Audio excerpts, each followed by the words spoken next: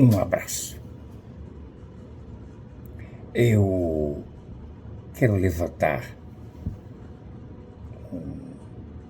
uma tese não muito discutida, que tem como título Fé ou Obras. Antes, porém, fé ela pode ser natural ou aquela fé que transcende. Aquela fé de Hebreus 11, versículo 1 e diante.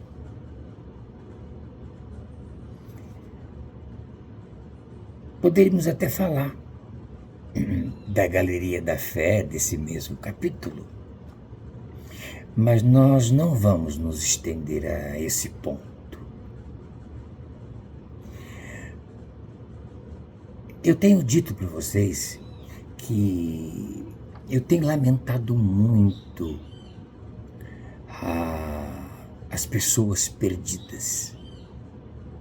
Elas não descobrem o dom que elas têm. Elas não descobrem as características naturais que ela tem. Engraçado que eu, analista, coach, quando trabalhava, eu recebia centenas de currículos e em nenhum deles eu descobria, eu encontrava o desejo do indivíduo em saber como era a nossa empresa, o que ela tinha para oferecer que encaixasse no dom natural delas. Não. O problema não era a empresa, não era os seus departamentos, mas o que ele poderia ganhar no fim do mês. Isso sempre me intrigou, E foram anos assim. E pelo que eu tenho percebido, as empresas têm reclamado muito de funcionários. Funcionários reclamam muito de empresários, de líderes que os lideram na empresa. Então, o êxodo é grande, a saída das empresas são grandes. Eles ficam pouco tempo, o tempo de segurança que eles têm para ter o seguro-desemprego, e abandona. E vive depois os meses que elas recebem o auxílio-desemprego, e depois eles voltam novamente com a mesma história e com os mesmos desinteresses. O que eu quero dizer com isto? Que as pessoas não descobriram ainda qual é o dom natural dela. Quer dizer, qual é a fé natural. Então não vai chegar nunca à fé que transcende. Segundo Hebreus 11, versículo 1, como eu já falei, fé não é o firme fundamento, alicerce, para que sobre ela a gente edifique as obras. Aí você vai perguntar, mas quais são as obras? E quem pode nos orientar nisto, sem dúvida nenhuma, é Paulo, em 1 Coríntios, capítulo 3. E eu gostaria muito que você entendesse, versículo 3, de 11 a 15, que diz assim: porque ninguém pode pôr outro fundamento, alicerce, além do que já está posto, Jesus o Cristo. Eu falei em outro vídeo que Paulo fala para Timóteo: despertou o dom que há em ti, né? E essa palavra é para mim, é para você. Porque quando eu faço alguma coisa que eu não gosto somente por causa do dinheiro, logicamente que eu serei um péssimo trabalhador. Eu nem posso falar profissional.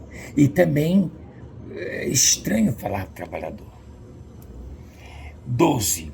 E se alguém sobre este fundamento formar um edifício de ouro, prata, pedras preciosas, madeira, feno e palha, note só, em cima do fundamento, fé, vamos botar fé natural. Então, se alguém criar, montar, em cima deste fundamento, desta fé natural,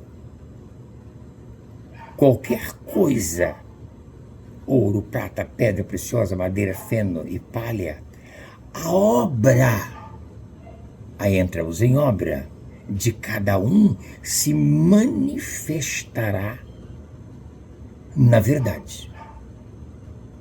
O dia a declarará, porque pelo fogo será descoberta, e o fogo provará qual seja a obra de cada um. O que Paulo está dizendo aqui é batismo de fogo. Batismo de fogo é transformação de caráter. Você quer uma vida plena, independente, você tem que ter o caráter resolvido, você tem que saber o que você quer, descobrir o dom natural que você tem, não fazer aquilo que te dá dinheiro, mas aquilo que te dá prazer. Se a obra que alguém edificou nessa parte permanecer, esse receberá galardão. Se permanecer após o fogo a obra que você construiu em cima do seu alicerce, com base no conhecimento e na alegria, receberá o galardão, terá vida abundante. Se a obra de alguém se queimar, sofrerá detrimento, mas o tal será salvo, todavia, como pelo fogo.